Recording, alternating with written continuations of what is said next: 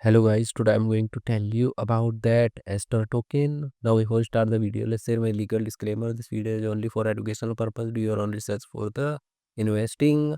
According to the website, Aster is a next generation decentralized exchange offering both perpetual and spot trading, designed as a one-stop on-chain venue for global crypto traders. It feature MEV free one-click execution in simple mode.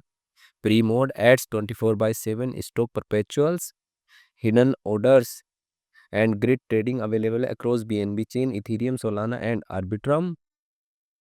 Its unique edge lies in the ability to offer liquid staking tokens or yield generating stable coins as collateral, unlocking unparalleled capital efficiency.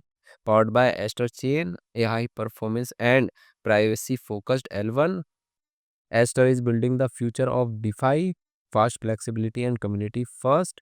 At the heart of this ecosystem is the Aster token, a core asset that decentralized governance drives growth, rewards participation, and support long-term sustainability. Aster token total supply is 8 billion and circulating supply is around 1.65 billion Aster token. Aster token is listed on Bybit, Binance Alpha, Gate.io, KuCoin, and other exchanges.